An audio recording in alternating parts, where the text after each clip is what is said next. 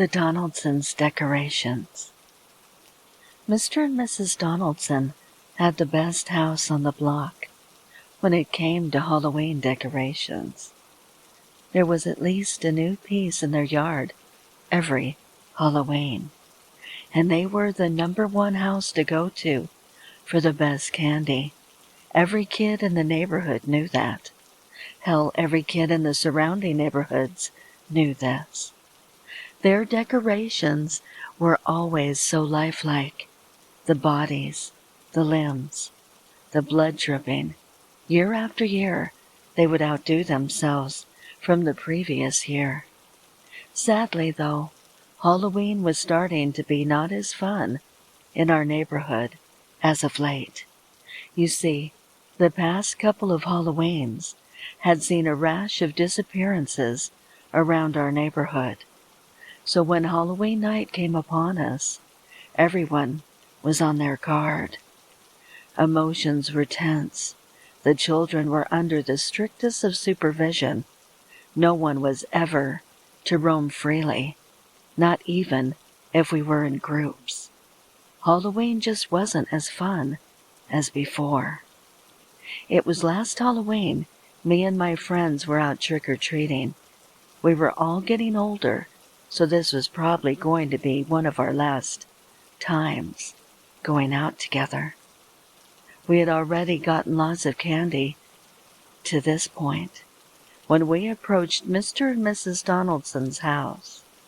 The pathway was lined with tombstones, zombies coming out of the ground, fake bodies hanging from trees, and fake bodies strewn all over the lawn. There were orange and purple lights strung up on the roof, emanating an eerie glow across the front courtyard, and a thick fog wafting across the lawn from the fog machine. The Donaldsons really took care of every detail in their display. As we walked up the front steps of the porch, we knocked on the front door. After a few seconds, the door opened and we were greeted by the Donaldsons. They both had their usual big smiles on their faces and greeted us warmly. We were in a rather large group, and they had been handing out candy, of course, the best in the neighborhood, and also Mrs. Donaldson's homemade cookies. But halfway through our group, they ran out of both. Mr. Donaldson's grin turned into a scowl, then turned to his wife and screamed at her. And I don't mean just screamed. He absolutely unloaded every name in the book at her. Our mouths collectively dropped, staring at the two. Just then Mrs. Donaldson smiled and told us she was sorry for running out of treats.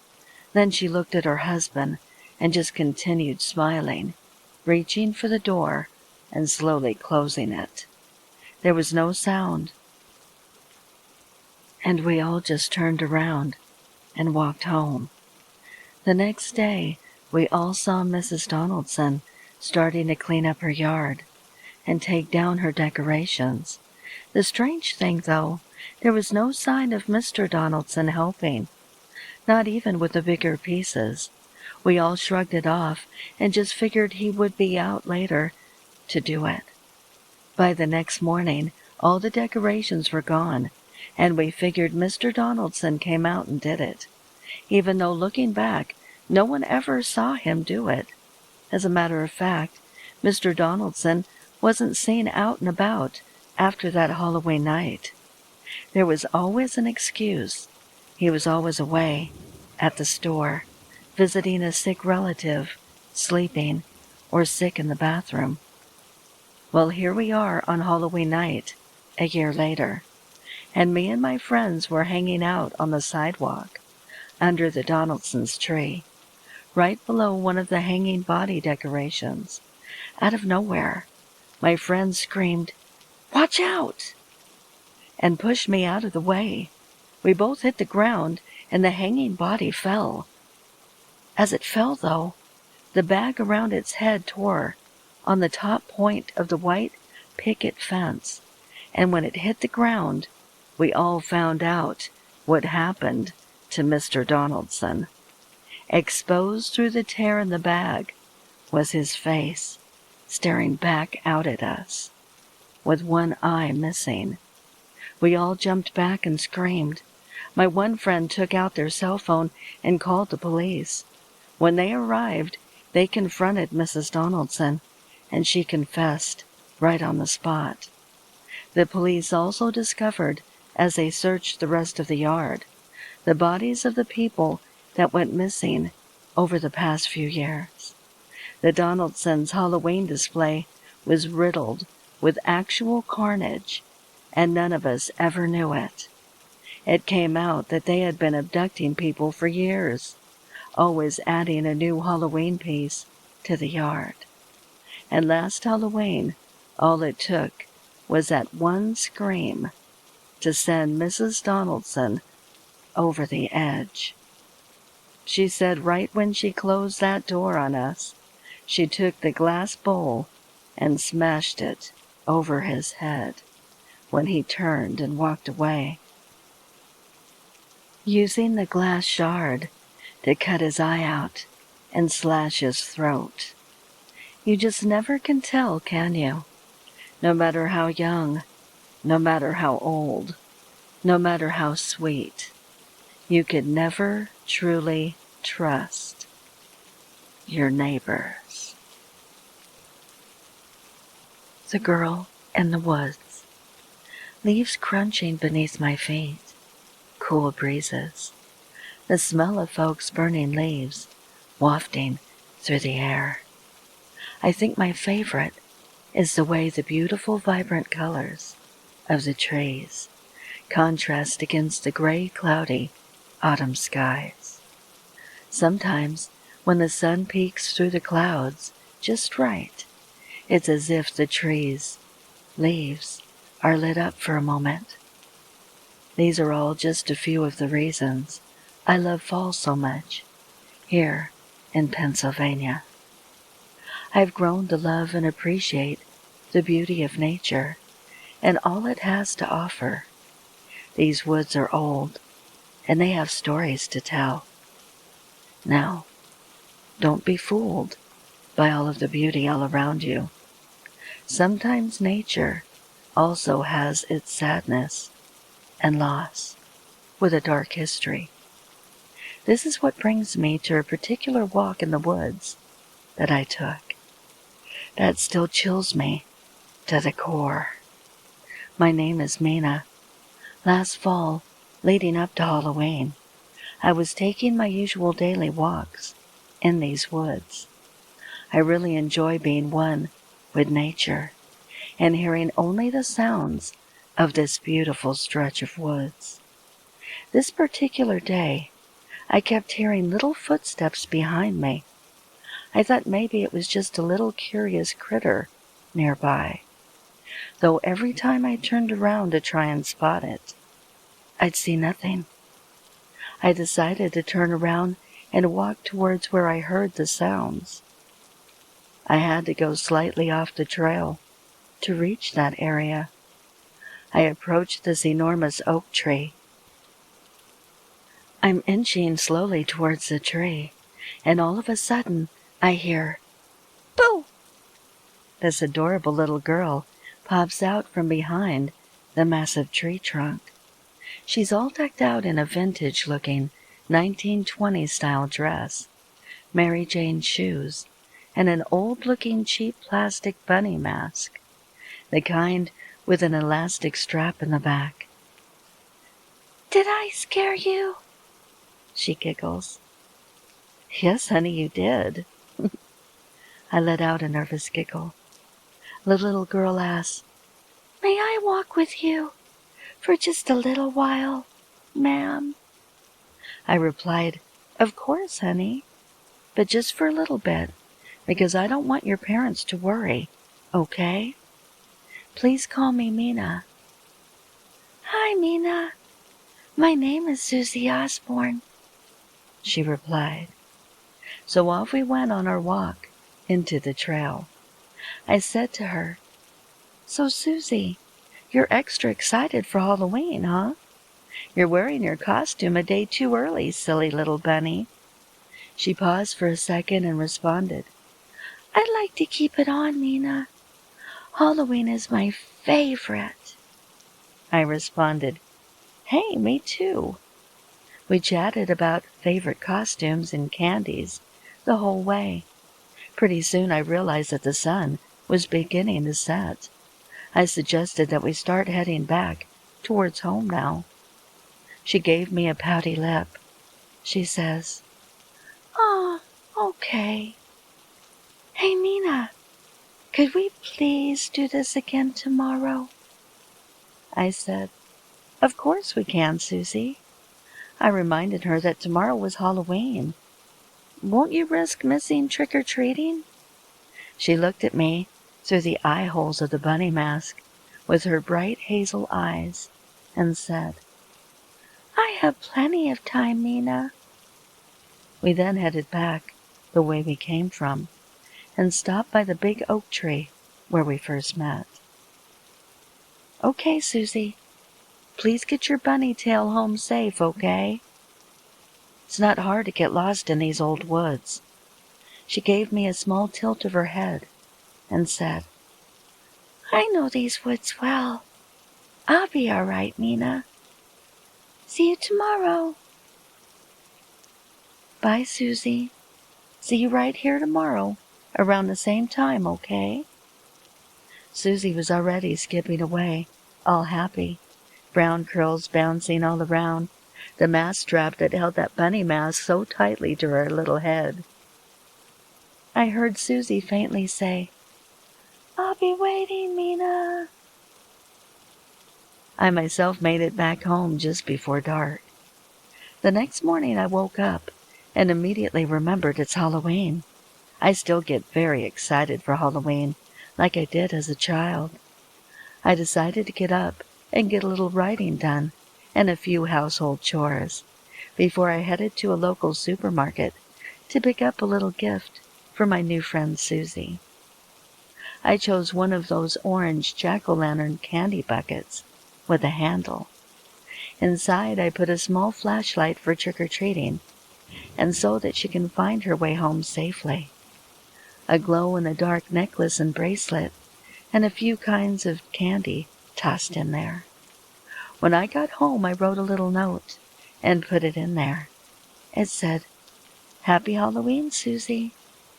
I hope you get all the best candy tonight, my friend. Love your friend, Mina." When early evening set in, I put on my hiking tennis shoes, threw on my favorite Michael Myers Halloween hoodie, grabbed Susie's gift, and made my way up the hill behind my house. To head up to the woods, I walked quickly to the area that I met Susie yesterday. As I approached Susie's neck of the woods, that giant oak tree came into view. Susie just looked so tiny next to that big old ancient tree. As I got closer and closer, I could see her excitement. I couldn't see her face, obviously, because of her cute bunny mask, but her little hopping in place movements said it all, and it made my heart melt. I approached her finally, and I said, "Happy Halloween, Susie. I brought you a little something special." She all but snatched it out of my hand and exclaimed, "Oh, thank you, Mina." "You're very welcome, sweetheart. Now let's get our walk underway so that we can have you back in time for trick-or-treating, okay?" So off we went. "Hey, Susie, are your parents okay with you meeting and walking with me?" She responded, "They don't have to worry about me anymore, Mina." I wasn't sure how to respond to that, so I changed the subject and said, "Well, okay, let's go." We walked along the path just chatting, laughing, and sharing some candy from her bucket. About a half hour had gone by. "Hey, Susie, we're getting close to my turnaround area. I've heard that there are a few hidden trails around this area, but I have yet to find them someday." so I just stay on this good old path here. She says with a big grin, I know these woods real good, Mina. I know of a path that you might find interesting. She explains, keep going straight for a few more minutes. There's a big weeping willow tree off to the right of this path. Leave the path and walk to the willow tree. Now here's the funnest part. You have to walk through the long, graceful branches through to the other side. When you come out of the other side, you'll see a grown-over, very old path. It's hard to see, but it's there, Mina. I said, wow, thank you, Susie. I'll have to check that out sometime soon. I'll let you know if I find it. She then replied, please, go explore it now. It's Halloween, our favorite holiday. What could be more fun than an adventure in the woods today? She giggles excitedly. Okay, Susie, I will. But hey, shouldn't we get you back home to go trick-or-treating? Don't want to be late for that. She says, yes, but I'll go back on my own, Mina. I know these woods very well now. I'll be okay. Thank you so much for walking with me, and thank you for my Halloween gift. You're very welcome, Susie. Now hop your bunny tail home and go get lots of candy tonight. Hopefully, I'll see you here soon, and you can tell me all about it. This was the first time Susie seemed less than happy. She paused, dropped her little shoulders, looked at me through her mask with her striking hazel eyes, and said, I really would have liked that, Mina. She then skipped and hopped into the dusk in the distance, jack-o'-lantern bucket swinging back and forth as she disappears from sight. Would have liked that? I wondered. Kids tend to word things strangely sometimes. Now, for this new trail adventure, I knew it would be getting dark soon, so I jogged the path until I recognized the weeping willow that Susie described. It was stunning. Long, wispy branches, lightly blowing in the breeze. It really was a very majestic-looking tree. I left the path and made my way to the right. I made a beeline straight towards the tree. I approached it and took my hands and separated the long, droopy, wispy branches and nervously stepped inside. It was even beautiful on the inside. I continued through to the other side. What lay before me on the other side was exactly as Susie had described. A very, almost completely grown-in, mossy, ancient path. I followed the path through a quiet, lonely patch of woods. I kept walking along the almost non-existent path until it led to the base of a magnificent old red maple tree. The trunk was massive. I looked up and the branches just grew upwards, twisting into each other, creating a very large canopy of vibrant blood-red leaves. It was so enchanting. I approached the trunk and ran my fingers along the ridges and the bark, circling my way around the other side of the tree.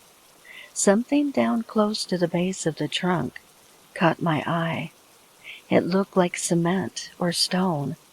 I knelt down and brushed away years of leaves and earth, revealing an old headstone.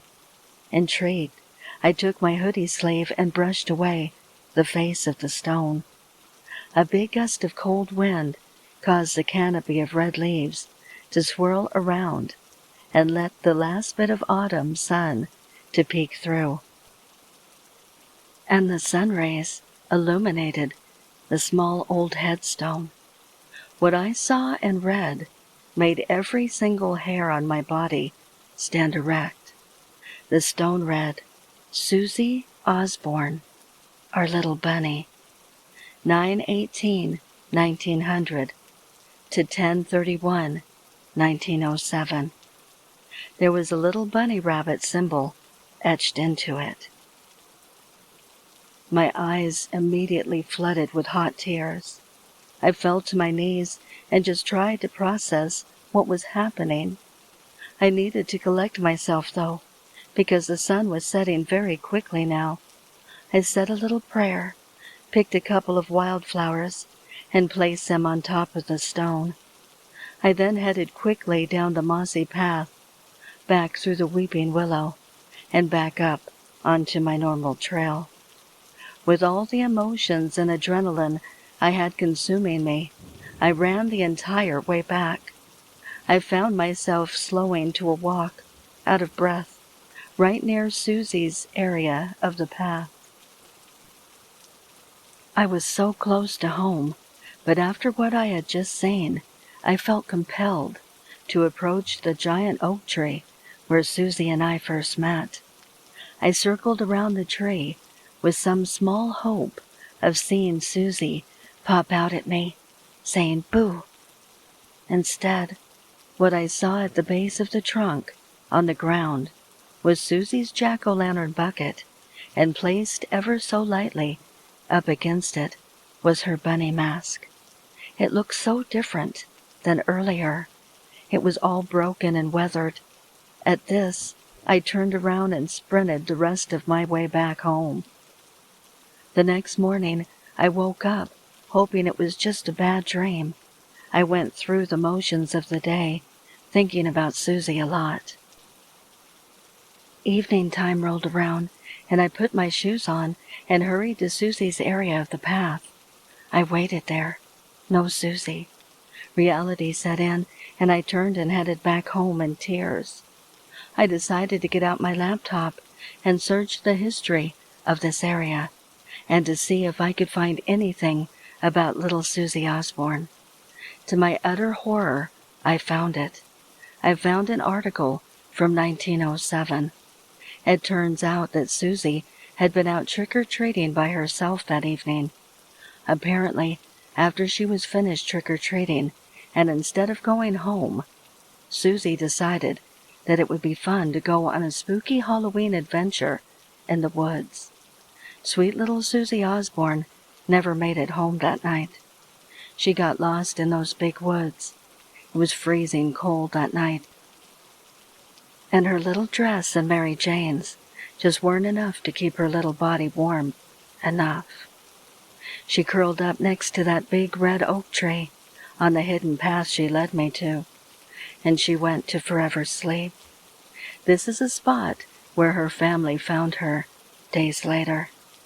So, I no longer consider these my woods. These are Susie's woods. This is Susie's home now. One thing brings me comfort, though, now. When I continue to walk these woods every day, I know that in some way, Susie isn't alone, even if just for a little bit. I miss my little friend. Rest in peace, sweet Susie. I hope to see you here next Halloween, my friend. I will be waiting. I'm so sorry for what happened to you. Let's go on a Halloween adventure together, so that you'll never be alone on our favorite holiday. Shock value for money. Quit looking over your shoulder, Pierre. My mom said we could trick-or-treat by ourselves. Anxiously, I relent to my friend Scotty and the rest of the trick-or-treaters on the house porch. Sorry, but we're too far away from a grown-up. What if someone's costume rips, or our candy gets stole? Chill. Don't lose your tail, he smirks, pointing out my fluffy costume, clearly sticking out in the crowd of monster suits. With that, he rings the doorbell of our 5th house of the night. Half a minute later, the door opens to a middle-aged man in a smoking jacket, swaying with a glass of liquor in his hand. Trick or treat! The hell are you brats on about? The man hiccups. It's Halloween tonight, mister, explains Amelia politely. You're supposed to give us candy, 'cause we scared you. Candy, huh? Well, I don't have any of that. How's about... The drunk man rummages in his entryway cabinet, producing a thick roll of mint green paper. Cold, hard cash? Ecstatic, the rest of the group's eyes lit up, while I cower behind them. But if you really want to scare me, kiddos, then you should do right by your costumes. Rich Guy suddenly points to Scotty's skeletal morph suit. Say, you're a skeleton, right? I'll give yous $100 if you peel back your flesh to the bone with a grater. Before Scotty can answer, the man turns his attention to Amelia's witch dress. And if you can make your eyeball disappear with that pointy wand you're carrying, I'll magic up $100. One by one, the slurring man moves through the group, requesting disturbing violence in exchange for $100 bills. You and the devil horns, stick your hand over my stove. You and the dragon wings, fly out my upstairs window. You in the clown mask, stare into my rainbow porch lights. As soon as the last dollar notes are handed out, chaos erupts on the porch as trick-or-treaters rush to maim themselves for cash.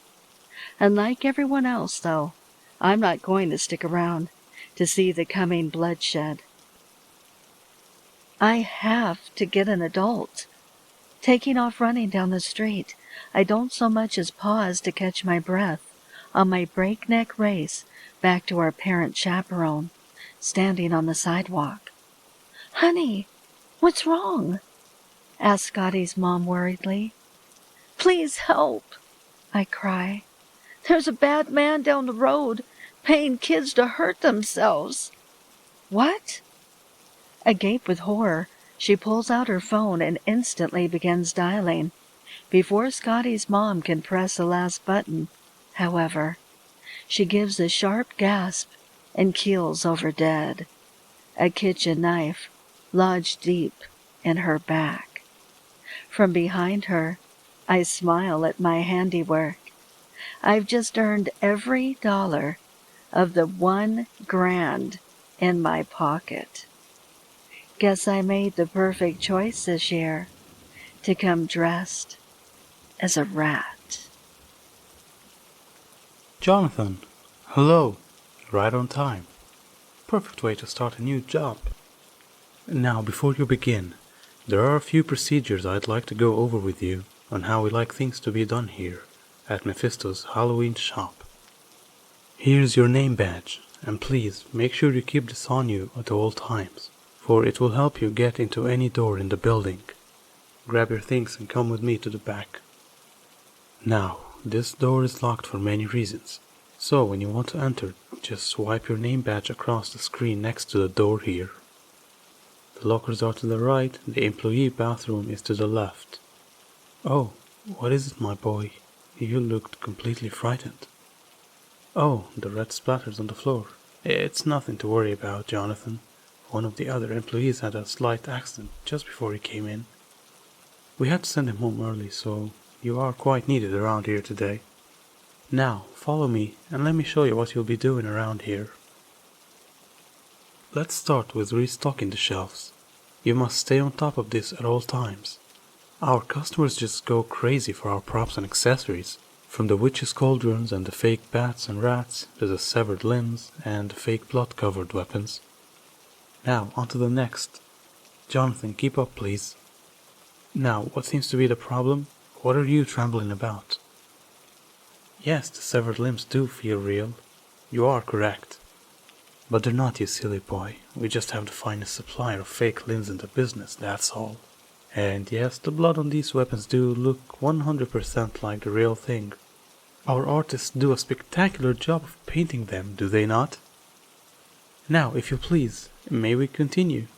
I still have so many things to show you before you get started. Here's where the store makes its most money. The masks, Jonathan. We have the finest collection in the entire country, I guarantee it. Anything a customer is looking for, we promise to have it. We even custom create masks for what a customer is looking for. Yes, Jonathan? Please, you look mesmerized. I can't blame you. I know you've never seen a collection like this. Jonathan, are you alright? What are you looking at over there? Oh, yes. Well, don't be frightened. That mask just freshly painted, you see. That's why it's dripping. And it's not blonde, by the way. Don't be absurd. It's just paint that our artist came up with to seem realistic. Oh, where are you going, Jonathan? Don't run away. And what are you doing with that name badge? Don't you dare take that off, I told you. I don't care if you're quitting. Don't take off that badge. Stupid kid. I warned you to never take that name badge off while inside the store. It's the only thing that protected you. Oh, well, you wouldn't have lasted here anyway. But you'll make an excellent addition to our mask display.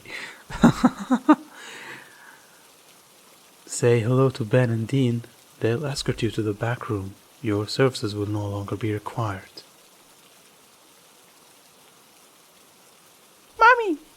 Mommy, can I get a mask for Halloween? Yes, honey. Go over to the wall and pick one out. Wow, cool. That one right there, Mommy. I want that one. It's so scary. Alright, honey. Excuse me, sir? My son would like that mask right there on the top. The one in the middle. Ah, yes, madam. You want the Jonathan? What an excellent choice. The Ghoulish Garden Center. David walked under the lattice archway. It was wrapped with dead vines and plants. As he walked further, he saw many rows of potted plants. Unfortunately, they were all dead. So far, this garden center was miserable. David wanted to set up an autumn garden in his front yard. He went to this garden center for plants. So far, the place appeared to be a total bust. How could a place that sells dead plants possibly stay in business? Just as he turned to leave, he heard a voice. "Looking for plants, aren't you?" It was a man in a lab coat. Strange, considering this attire should seem out of place here. "Yes, autumn plants. Ones that would be good for Halloween. Do you have any?" David asked the man. "Of course. Follow me. I have just the thing for you." The strange man led David through a large password-protected metal door, which led to a greenhouse. The greenhouse was full of gigantic, mutant-looking plants. He felt as if he were in a prehistoric jungle. Eventually, David found himself in front of a 12-foot-tall Venus flytrap-like plant. Its heads were the size of boulders. It appeared to have razor-sharp teeth. "This is Diania giganteus," the man began. "The perfect addition to any Halloween-themed garden. They can live up to 40 years. They can survive the freezing winters here, too. You can have them for the low price of $400. "Okay, I'll take it," said David, as he pulled out his wallet. Suddenly, a vine shot out from the plant and wrapped itself around David. It then lifted him off the ground, dangling him above its gaping maw. "Oh, I forgot to mention, they may try to eat people," warned the man. maybe too late. David begged and pleaded to be freed. The man agreed under one condition. He promises to keep the plant fed. Later that month, on the fateful night of Halloween, the plant now stood proudly over David's yard. Trick-or-treaters skipped up to his front door. David watched through the window. An evil grin grew on his face. The plant's vine traveled in their direction. This time, they were the treat. The Great Pumpkin. The scarecrow beside the candy bowl stirred and said, "Can you tell?" "Not at all," I said. Paul, always a skinny kid, was hilariously convincing as a Halloween prop. "Show me a picture," Paul said. "Can't, someone's coming." Paul giggled and ragdolled to one side. I took my position behind the tall hedges by the patio, setting my phone to record. The first trick-or-treaters were a little girl dressed as a bumblebee and a man dressed as a clown. They held hands as the girl selected candy from the bowl. When they were gone, I jogged to the patio and punched Paul's arm. "Why didn't you scare them?" "Dude, it was a preschooler. I'm not about to get decked by some dad." "It'd make our video better." "F off." The sound of crunching leaves cut us off. Chuckling, I dashed behind the hedges. Paul's driveway was long, but even before seeing a trick-or-treater, I knew this one wasn't a child. The footsteps were heavy, like drum beats on the blacktop. I felt a whoosh of air as something passed. Then the smile spoiled on my face. The man now standing on the patio was enormous, at least 6'5", with a thick build of an NFL linebacker. He was dressed entirely in black. Black shirt, black gloves, black military boots, and a long black cape, except for the mask. He wore a cheap plastic jack-o'-lantern head, uncomfortably tight around his trunk-sized neck. The man stopped at the candy bowl, inches from Paul. For a moment he did nothing. Then he turned that massive jack-o'-lantern left to right, as if checking the coast was clear. Satisfied, he pulled something from within the cape, raising it above Paul's head. I couldn't see clearly what happened next. But a second later, the man was speed-walking up the driveway, out of sight. When the footsteps disappeared, I raced up the patio and could have died of pure relief when Paul jumped up too. "You all right?" I asked. "I thought that ever hit you or something." "He didn't notice me," Paul said, and shot me a worried look. "I think he put something in the candy." It was slow work, unwrapping each candy, checking carefully for razor blades and God knows what else. But we decided if we found something, we needed to call the police. So we sat on the living room floor, contents of the candy bowl spread before us, searching. An hour later, Paul tapped my shoulder. "Do you remember buying Nerds?" I shook my head as Paul poured out a box of Nerds. Lifting a scrap of paper hidden in the pink candy. "Expect a visit tonight from the Great Pumpkin." He frowned. "What the hell?" I didn't respond. Buried in the Nerds was a flat, circular piece of metal. It looked like the one my mom had on her keys, a device that connected to an app so she wouldn't lose them. "Fuck," I whispered, just as the lights went out. Thank you so much for joining me. You can also find me on Instagram at duchessof.darkness or Twitter at duchessofdark N2. Also, Please send me your stories or poems to duchessofdarkness27@gmail.com. Until next time.